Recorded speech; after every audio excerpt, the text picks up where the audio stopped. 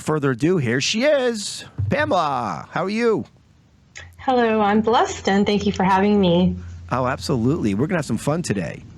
So, Sure. I laugh and joke a little bit, but, I love the fact that because we talk about all the different types, all different sides. We talk about entities, negative entities, exorcisms, demonics, groups. We also talk about angels and it seems like the forever battle right now that this world, as we're waking up to, with the satanic oversight, Luciferian oversight of the world, control, power brokers, satanic pedophilia, and all these horrible, unbelievable things that occur on a daily basis. But there's so much loving and positive things going on as well. So there's this duality. It looks like the duality of good and evil, bad and positive and negative. And so this duality piece to me, I can't say it's just confusing, but it's very seems black and white. But there's gray. Like we have this central energy. And this energy of Christ consciousness, as you call it. Some people may call it source. Some people call it Christ, God, Buddha. But I don't. Whatever there's energy source. We're in this energy source, and we could use it for greatness, or we could use it for evil.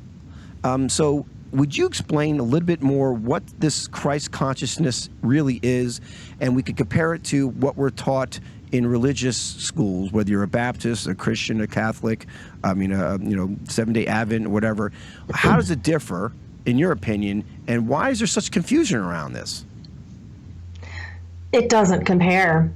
There's absolutely no comparison to what occurred when paradigms of goodness and evil, such as religion and politics and war and separation occurred. Until now, because all of that began the moment we, as humanity, touched the grounds of our great Mother Earth and decided that we are separate from God.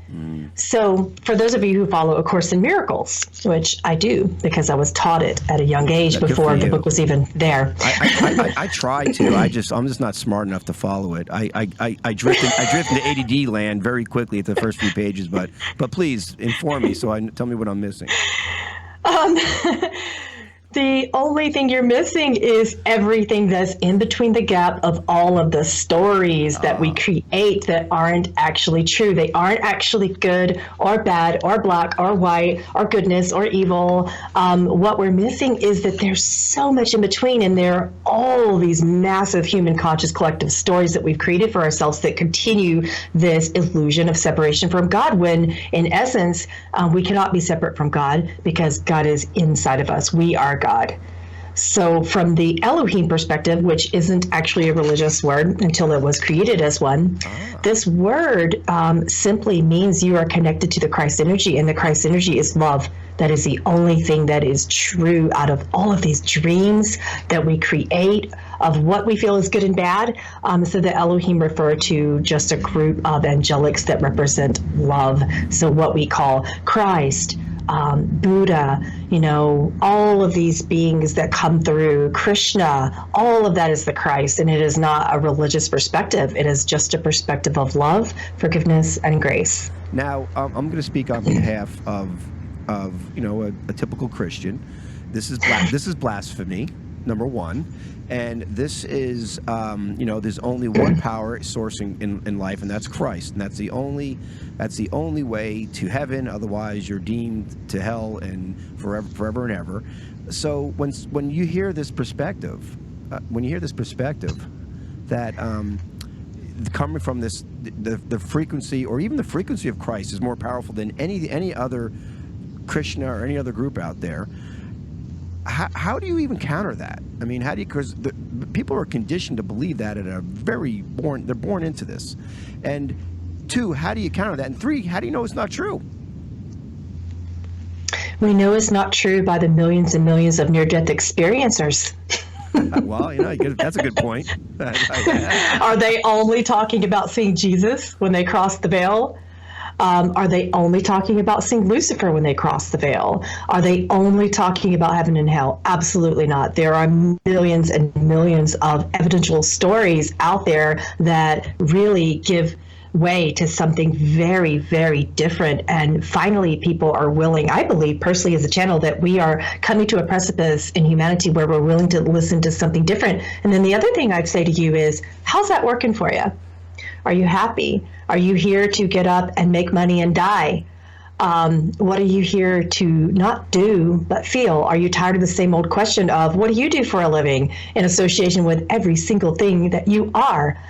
Because that's not truth. You are not the job. You are not the money. You are not the story. Those are all traps that keep you in that same story. And if you're done being trapped, you can read my book and listen to my material. You can read ACIM.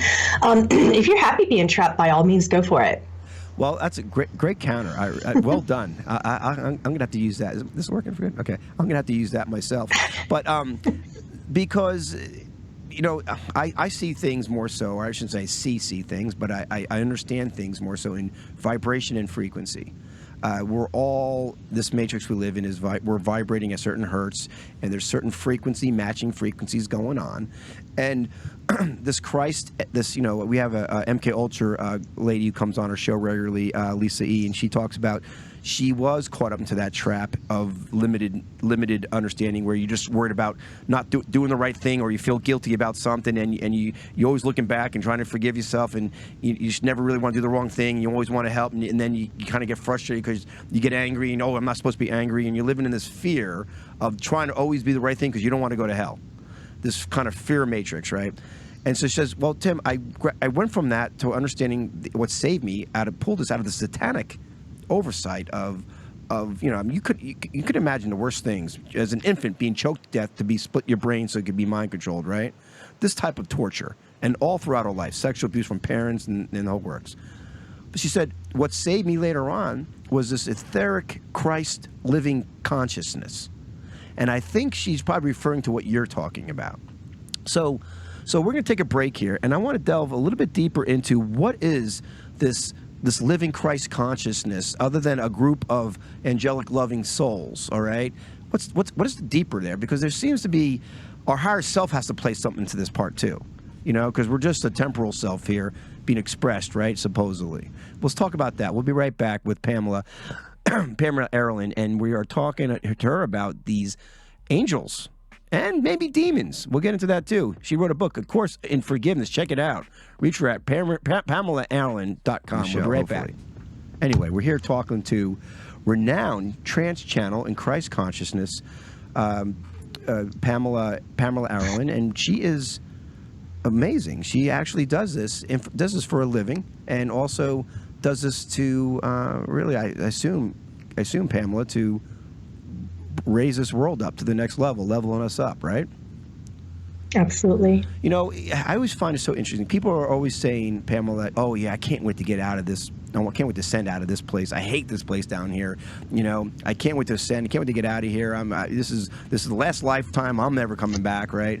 I am not dealing with this type of you know what, and then, you know, I'm like, well, what if we're wrong? What if the goal here is to create a heaven on earth so we could descend into here? What if, like, we're not going anywhere? We're trying to create a fertile ground here of love and energy where our higher self, our spiritual, this you called it the Elohim, could actually ascend and hang out and, you know, go to a bar and have a drink with each other. You know, what if that's the goal? What if that's the plan? What's your thoughts on that? Everything that you see is a dream. It is an illusion. But that doesn't mean you want to be so quick to wake up. You chose it.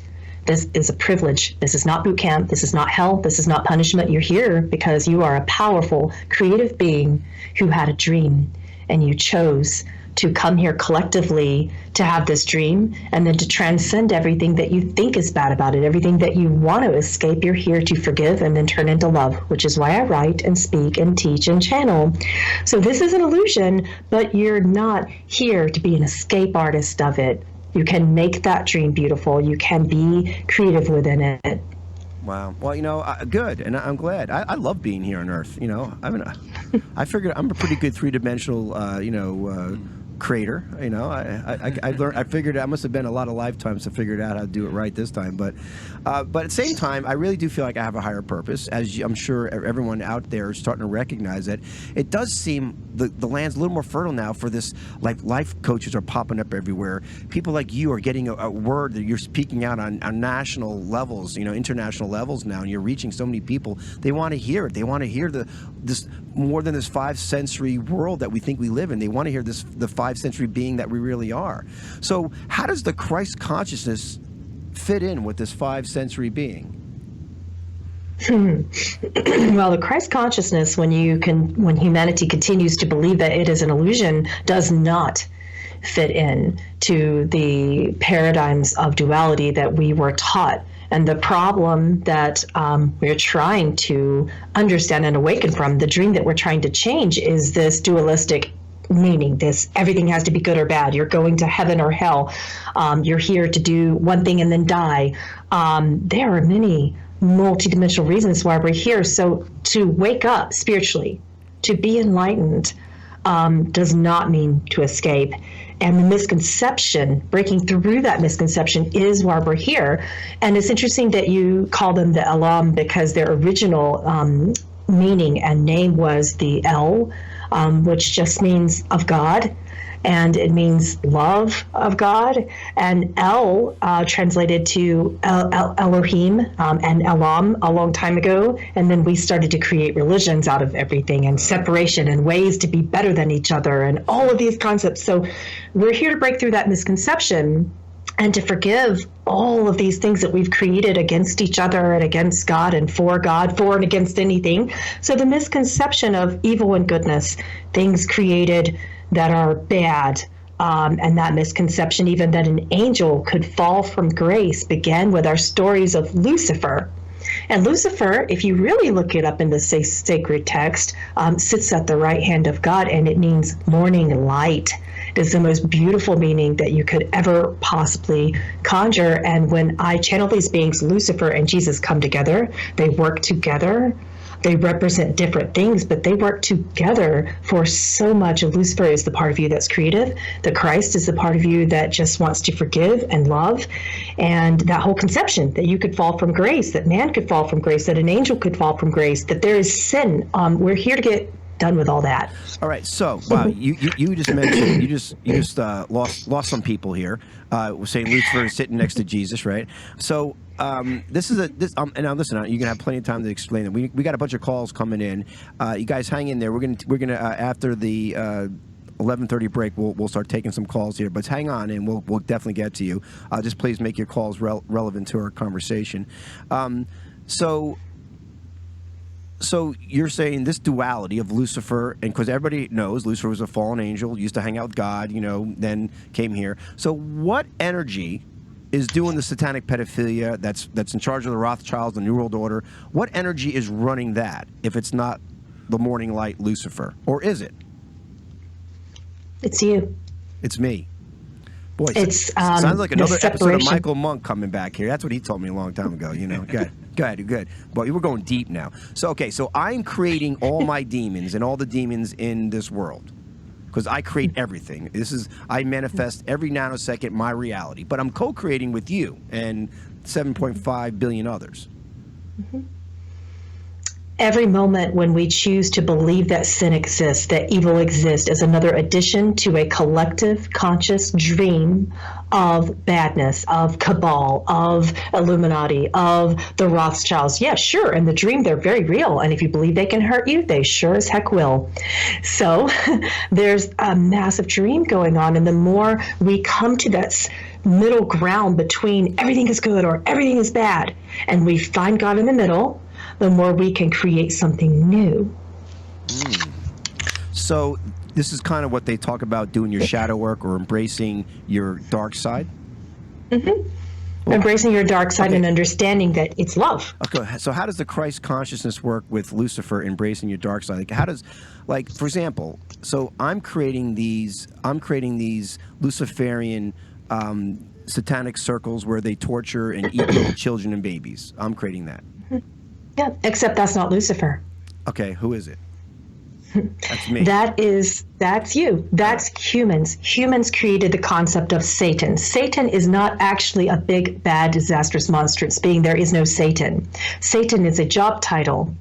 What Jesus himself has channeled through to me and the information is that it's a role, and the role is the ego. So the role of the Satan was originally what all angelics have explained to me is what you think is bad. So here's the role of the Satan. It's real. I'm going to make it really simple. Okay. It could be as easy as you're walking out, you just got your gas for your car and you went in and got a coffee, right? And you're walking out of the gas station and the door's closing behind you in someone's face. You see an elderly woman walk behind you in a cane, and the role of the Satan says, ethics.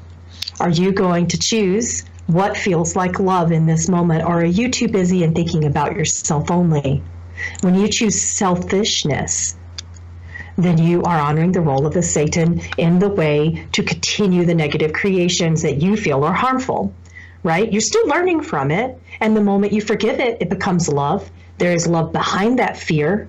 Even if you choose the alleged wrong thing, the role and act of forgiveness that the Satan is providing to you is going to give you the chance for forgiveness, which is what I'm writing about, which then helps you see love, no matter what you choose. And that could be as simple as opening the door or not. That's just a choice. So the role of the Satan is your free agency. Your free will is what we call it. It's your choice.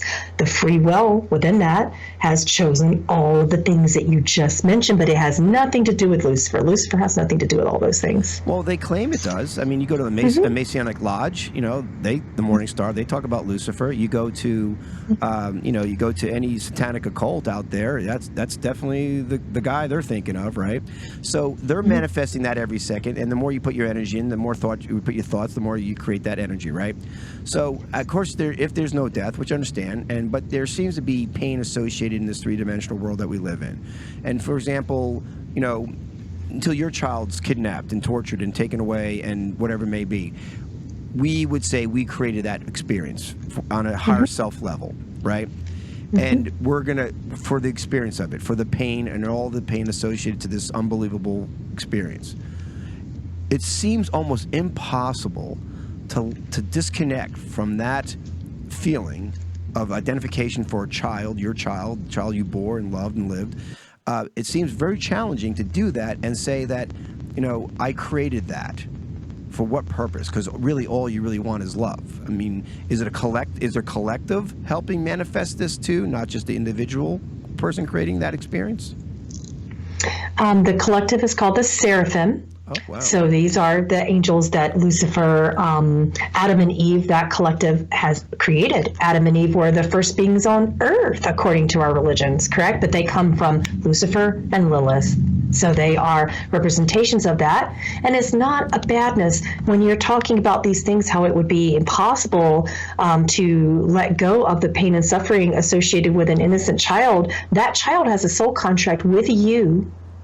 And you, as a part of all those beings, you're all a part of it, we're all a part of it, have chosen the role of forgiveness. So what that child is offering you is the role to forgive the aggressor, to forgive the rapist, to forgive the murderer, to forgive the terrorists, to forgive everyone that loves us enough to play these roles, to allegedly do things that cause us to suffer. They're not doing it to us, they're doing it for us so that we can forgive the collectives. We forgive ourselves, we forgive them, all is well. A miracle occurs. That's why originally A Course in Miracles was written, to help people understand that everything can be a miracle if we forgive everything. And that is why I wrote. Wow.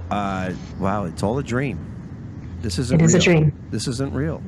No. But what's part of the dream right now, we're going to take a break, a little dream break, right? And we're going to come back and talk further about the Christ consciousness and what does that mean. Now we're hearing about Lucifer and Jesus or the Christ energy or whatever it may be. We're going to define it a little bit more, go deeper into that because it's fascinating, isn't it not? Any callers want to come in? We'll take a caller. Hey, Jesse, if we have any callers on the line still, we'll take a caller on the way back from break. And we're going to talk more about what is going on with these angels, and if these occur, does Michael and Raphael and all these guys, do they live in this archangels? Why do they have power over other angels? Why are they the biggest and baddest ones out there? Right? We'll talk about that. Look, I want to start defining this other world, man. Yes. I want to know what's going on out there around me. She's opening it up. We're going to be right back. We're talking to Pamela Aaralyn. She's author of The Course in Forgiveness. Sounds like forgiveness is the only way to get through this dream. Some people, it's a nightmare. All right, we'll be right back.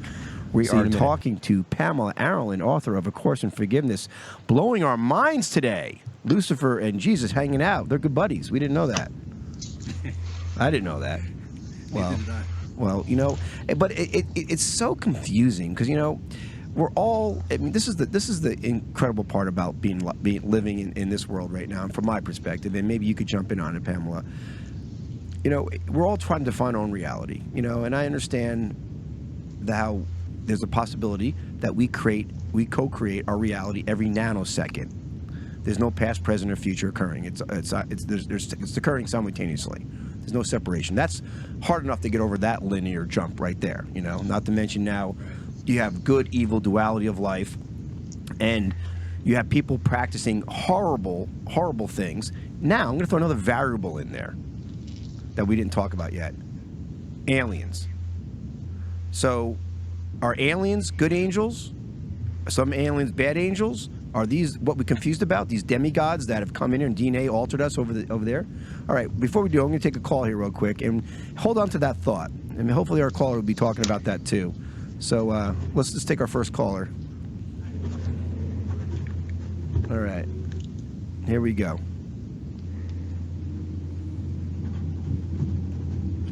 All right. Here we go. Go ahead. Caller, what's your name? Georgia. Hi, Georgia. How are you? Well, it's actually Georgia, but that's okay. Oh, Dorcha. I'm sorry, Dorcha. You're on with Pamela? You're on with Pamela? I'm sorry. Say it one more time. I want to get it right. Okay. Dorcha, like door to door. Dorta. All right. That's the closest I'm going to get it. Go ahead. You have a question for us, Dorta. Well, I'm totally into astrophysics and all that. And what are your thoughts, or what's the truth coming out into the universe in terms of were we descended from extraterrestrials? Good question. Not human experience being mirrored on other planets. You know, we can't just be the only, you know what I'm saying. Sure. What's going on? Absolutely. I just brought that question up too, so it's perfect timing. Honestly, that's called divine timing, isn't it, Pamela? So yeah, it's all yours, Pamela. Go ahead. Yeah, absolutely. Thank you for asking. Okay, so I'm going to speak to you from two different reference points. I'm going to speak to you from what you can understand, which is what we believe in this dream that we keep talking about, that we are co-creating. In the dream, you would need to be asking about galactic history. And insofar as lineage, there's not just physical DNA, there's etheric DNA, what scientists call junk DNA. So within that, in our collective dream experience, we have created this belief that we came into a slave race, that we were created by a group of beings who were fighting, angels who were fighting, one being El, one being Anki. So this is, and then they delineated into Anunnaki. And then they split and created a race that not a lot of people know about called Blue Avians. Those the reptilians? No, but they are allegedly controlled in our dream by reptilians and other gray beings that are counterparts of reptilians that we call Alpha Draconi. So from a galactic history perspective, you have these two people fighting, and this is the dream. Right? Even though I'm trying to teach you that it's not real, because we still believe it's real, we keep creating from it. It feels real. It feels terrible. And that's what it is. So yes, we did come from two different versions. The El and the Anki represent, the Lucifer type of beings. Those are the Anki. And then the Christed beings, which are the Elohim. So I speak to both of them and find the grasp of the knowledge in the middle. And there are millions billions, trillions of extraterrestrial races in the middle of these two stories that the entirety of humanity, from what I can see, do not know about. So as a galactic historian, I love to talk about that. Wow. Well, how does that relate to the Big Bang? Oh, okay. So I also channel a group that I call the A-Team. You can find these channelings on YouTube, and they come from some scientists who, from the other side of the veil, are incredibly prolific in what they're sharing now, and they were incredibly prolific when they were on this side of the veil. So that includes Max Planck, Albert Einstein, Nikola Tesla, recently Stephen Hawking. Not yet. Not yet.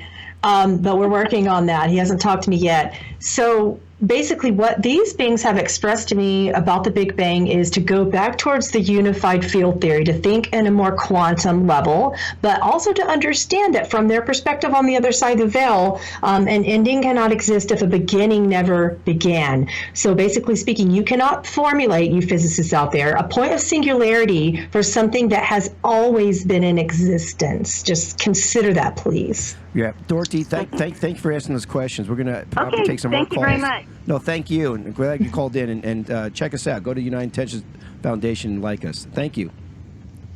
So, wow, you brought up a whole nother level. So this dream, because it's true, we are true creators. Because what you're saying, if what you're saying is true, just for argument's sake, then whatever we focus our thoughts on a collective as well as an individual, we're going to keep manifesting and creating.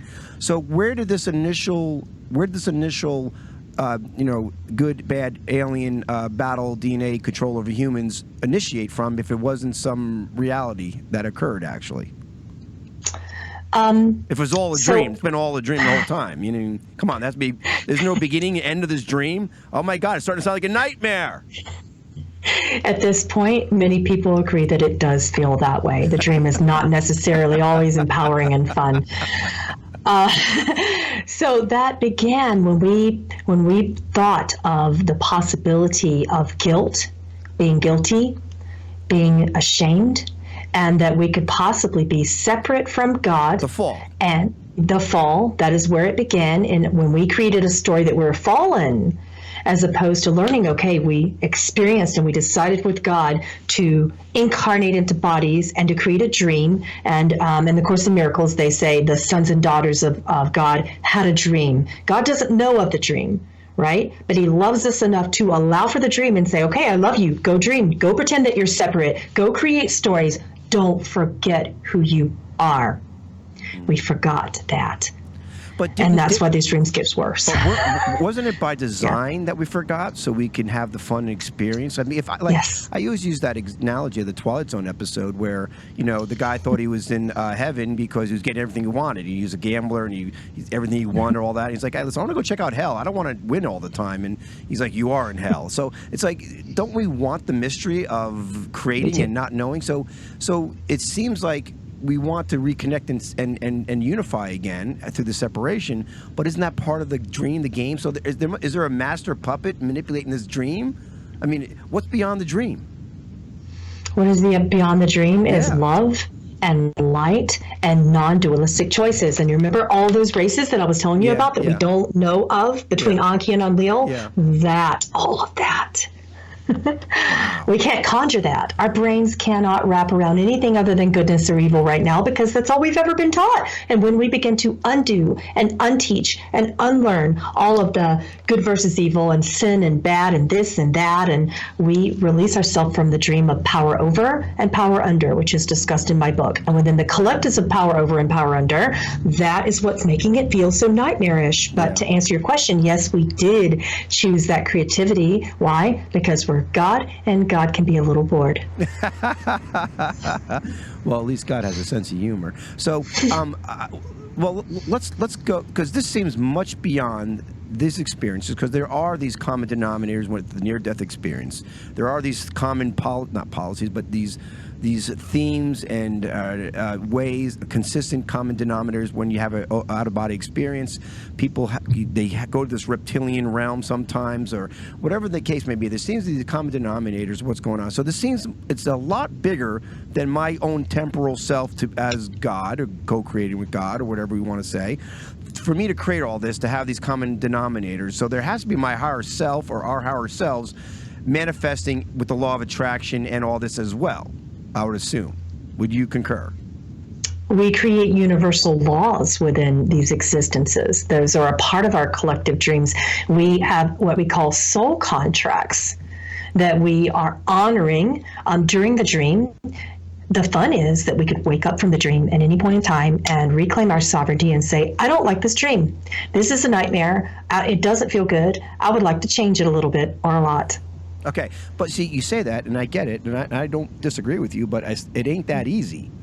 Now you're dealing with your subconscious mind, runs the show. 95% of our brain is ran by it. 70,000 thoughts a day are mostly negative and repetitive and harmful. So, but is there a way to get past that, way to bypass that? Is it only way to do this by going from this 5-sensory being to a multi-sensory being? No? No. What is being taught to me and what is being channeled through me in A Course in Forgiveness are specific steps to awaken from the dream slowly, less painfully, more creatively and constructively, and in ways that, like, for instance, when you read A Course in Miracles, you go, oh, it's a dream, wake up, right? How? How is what I'm writing about. Every step in forgiveness, from the moment you realize that you're in the dream to the moment you finally decide to wake up, what happens in between. That's what the Anki and Enlil want to teach, and that is what the Elohim want to teach, and the Seraphim want to teach. That is why I talk to Christ conscious angelics. Right. So apparently they don't see eye to eye, these two groups, but they have some common threads together. In the dream, they do not see eye to eye. Yeah. Above that, in the reality of love, they do it for the purpose of love, so that we can learn to see eye to eye. Okay. So in the dream, on their level, like on our level, on my temporal self, your temporal self, we're disconnected from our higher self, or at least, we're in this realm for right now. Some people are maybe more or less, right? So we have to just assume from this perspective that there's 100% of my brain is my higher self being utilized wherever. It's doing everything, and it's manifesting in its own dream world too, but yet it has a lot more the bigger picture. Yes. And it's coming from that pureness of love state of God being. Yes. Unconditional love God being. Like Daniel Brinkley said when he died the third time, he said, he came back and he said, Tim, I thought I was going to see Jesus, but I saw myself. It was myself that was cradling me, saying, I love you unconditionally. And so it's like, I'm like, wow, what's pretty heavy. So really, we don't have a lot of tools here. I mean, we have tools, but we have to just assume that our higher self, that in that pure love state of being, is, and these aliens that we consider bad, or whatever it may be, are coming from that love state of being. Hence why you say Lucifer is love too, right? But they're teaching and learning, or some internal contract they have with each other of creating this drama, let's say, could be from torturous to beautiful drama, here in this realm, other dimensions, whatever it may be. So, wow, are we in the bottom shelf here? I mean, how far up do we have to get back to our higher self? I mean, what's going on here? Hold that thought. We're going to take a break. When we get back, I want you to give me an answer for that one, Pamela. I think us and millions of others need to know what's going on, and how do we climb up the stairs? Stairway to heaven, baby. Come on, play that song next, would you? We'll be right back talking to Pamela Aaralyn. You can reach her at PamelaAaralyn.com. She wrote a book, Course in Forgiveness. You got to check it out. Great show. Call in 678-495-4345. All right, we'll see you then. Bye. That's it. Talking to angels. All right. We're here talking to Pamela Aaralyn, and she is an incredible woman. She's on a mission. She is a trance channel. She channels Christ conscious and pretty much everything else out there. So, and she's, I don't know, you kind of remind me like an ambassador. Are you like an ambassador for Earth? Maybe you should be. Maybe we can come up with a new title for you, Pamela, because it's pretty fascinating information. I just love what you're talking about, and it's really interesting to ponder, intellectually, but you go deeper. You really like the emotional connection on this level, and apparently you're there. And otherwise, you wouldn't be able. I don't think these higher self would be giving this information if you weren't there emotionally connecting to that from love. So, so back to my question. Do you remember my question before we left? Yes. All right, good, because I forgot it. So go ahead. You had asked me, are we on the bottom shelf of enlightenment? Yeah. And you were talking about the hierarchy and how do we get from where we feel that we are in this, nightmare, as you called it, of this illusion to an enlightened space. And I just want to tell you that there is nothing else but love and nothing else but Christ that's actually real in divine reality. Everything that's out there, other than what we're in, is incredibly non-dualistic. So all of the universal laws are going to be different. Everything that you want to know about, that you're curious about, if I told you about, you'd go, I don't even know what you're talking about. So what we're doing is trying to get to that place in between so that we can get a deeper grasp on what that is, so that we can not flip out and go into fear when we see things that our brain cannot possibly conjure or understand. So there is no bottom shelf. Basically, if you're here, you are very evolved. You are here because you can handle it. You can handle seeing the entire opposite side of love, without absolutely losing it. And you, even if you do absolutely lose it, some of you have those contracts to go into full mental oblivion and feel like you've lost connection and that there isn't even a God. For some of you, it's a very deep dream. And it's because you choose it and you can master it and you have mastered it before. And you're here to teach others who haven't how to. So there's no hierarchy. It's all happening simultaneously, and there's no levels of, a miracle. There's no levels of enlightenment. Well, so when they talk about these, 1, 2, 4, 5 dimensional, 11 dimensional, 12th dimension is all love. 11th dimensional, evil could get to that point, but he can't go into the 12th. Is that all part of the delusion of creating it? It's not true, or is there truth to that? But yet, is there just part of the matrix we created because of That, yes. Okay. It is a part of the levels of illusion that we create, and in truth, everything is happening simultaneously, and there are no levels. What we're doing is choosing to separate further, and the more we separate further, the more we believe in time and a past, and the further that happens, the more we create separation from God, and then we begin to create, oh no, we must be at the bottom, because we feel so separate. And while it's not true, it feels true in these dreams.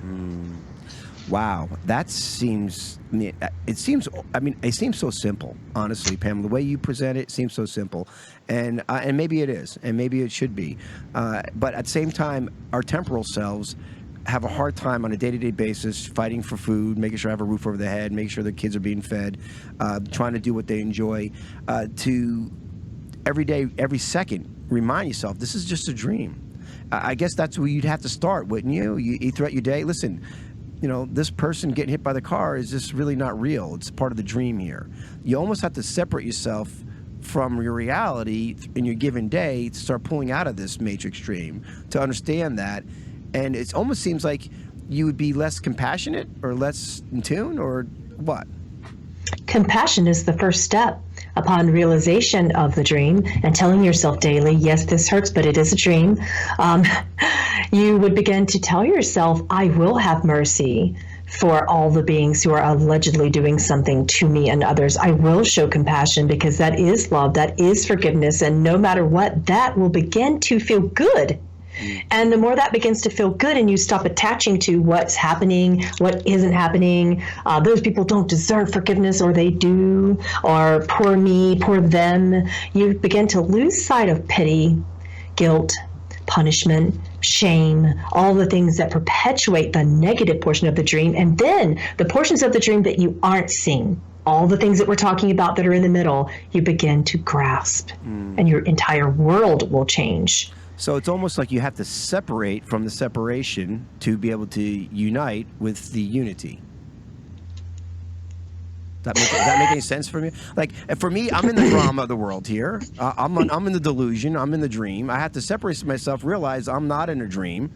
I'm much more connected to my higher self. My higher self is pure love, and I have to realize that I could pull from my higher self to assist me from separation from the dream, so I can unify with my higher self again. You can never be separate from your higher self. That is the first step of the realization. But that's the delusion that I am. So what you do is you begin to change your language. Language is coding into this dream. So you remember what we were talking about earlier with the different races who came in the dream to code us negatively as a slave race and all of those things that exist in this dream. In order to get out of that, what you need to do is change your language and words and thoughts to a language of love and forgiveness. So in that language, you would say, I am God and God is me. I am the person who is perpetually harming me and they are me and there is nothing wrong. There is no problem. That is where you begin. Okay, so add to that. Say everything you're saying is the absolute truth. And I'm not going to argue with that at all. People have to make their own mind up, vet it out. Give me a 1, 2, 3 step here for a person to kind of break out of that illusion, like start where you started already, and then take the next step. And how do we have a happy life while we're here? You know, how do we live in joy while we're here? You know, how do we make the best of this while we're here? 3 steps. Okay, the first step is quiet your mind, stillness. And I don't just mean meditation. You can do this in 20 seconds or 20 minutes or 20 years. I don't care how long it takes you, but do it. When you wake up in the morning, close your eyes, and before you start thinking about if you're going to be late for work, what bills need to be paid that day, you know, who you need to pick up and drop off and where you're going, before all of that happens, you know, just sit with yourself for a moment and ask yourself one question. The question is, who am I? And then, of course, the ego is going to start, right? Our perception of such separation, the ego, represented by Lucifer and all these beings we're talking about in the seraphim angelics, they will come in, okay? And they will say, well, I'm a mother, I'm a lover, I'm a father, I'm a daughter, I'm a this, I'm a radio show host, I'm a channel. No, who am I? Ask again. If the thoughts perpetuate, then you would ask another question. To whom do these thoughts arise? Okay, masters around the world have done this, particularly Sri Ramana Maharshi in India, who is a God-realized being who caught this and got out of the dream and did this before anyone even knew what A Course in Forgiveness and A Course in Miracles was all about. So these are our ancient elders. This is the first thing that my father as an elder taught me, and my grandfather as his elder taught him, is to ask the question, who am I? And your higher self will eventually answer. And the answer is stillness. It's not going to be a word. It is a feeling from your heart. You are something that feels. You're not a someone. You're a what? Yeah, a human being. Yeah. You're a what? You're not even a human being. You're just a what? You are. I am that I am, right? I am that I am. Yeah. Go there every morning. Okay. Well, that's a great start. You know, I mean, that's something for me. It would help me with my busy schedule, wouldn't it? Slow it down a little bit. Yeah. I'm like, I'm going to come to work tomorrow. I'm like, listen, you're not talking to Tim today. You're talking to I am. Yeah, right. All right? So slow it down, buddy. No, I think what you're doing is wonderful. We have a few minutes left, and I really wanted to get into the Archangels, Michael, and the whole bunch. And I don't really have a lot of time to get into that, but will you come back later on and we could share more thoughts? Because I think it's just fascinating what you're doing, and great whole nother perspective on this reality, this dream that we live in here. Yes, we've created an entire hierarchy of archangels and angels below them and guardians and spirit guides and all these things that we believe that we need. Yeah. And it's amazing. And as long as we believe that, they are very real in our illusion. They do help us. I talked to them. Otherwise, I wouldn't be here. And they taught everything that we're teaching today. So they're amazing in the dream. And they're amazing when you realize what they are outside the dream as well. So real quick here, how much time we got left, Wade? 2 minutes. So real quick here, we really truly create our own reality. When we die, we'll create what we experience when we die too. That's why people show up in different ways, older, younger, whatever, maybe how we believe in our higher self and our subconscious, whatever, we'll experience that. So whatever we're putting our thoughts into is truly what we're going to create. Even in this slowed down, dense world where perhaps we're not manifesting hand over fist, but we're manifesting our reality, and things may appear in our life slower, but it's because our pure intent's not there. We don't believe it to happen. There's doubt, right? Doubt is being part of it. Yes. The manifestation Doubt process. is one of the first steps in what was created that separated us, or what we believe separated us from God. So doubt created, so much guilt and shame, which turned into to sin, which turned into the need to defend and destroy and conquer and divide, and all the things that we're continuing to do. Wow. Well, you are just amazing. I'm so glad we had this conversation, and I'm so glad we're going to have further conversations, because it's so much more to touch on. This is a very tip of the iceberg. So you guys want to reach Pamela Aaralyn, you can reach her at PamelaAaralyn.com. That's Pamela, and that's ARALYN.com. Also, check her book out, Course in Forgiveness. It's everything we've been talking about and much more. So I'm just so glad you're online here talking to us. Real quick here, 2 seconds. What do you want to tell somebody real fast about heading out? I just want you to ask yourself how you can love yourselves, because everyone keeps talking about how to serve, how to give, how to be in action with this love and compassion and forgiveness. And I would like for you to start simply by doing something loving, feeling something loving for yourselves today. All right. I am. Thank you very much. Stay on.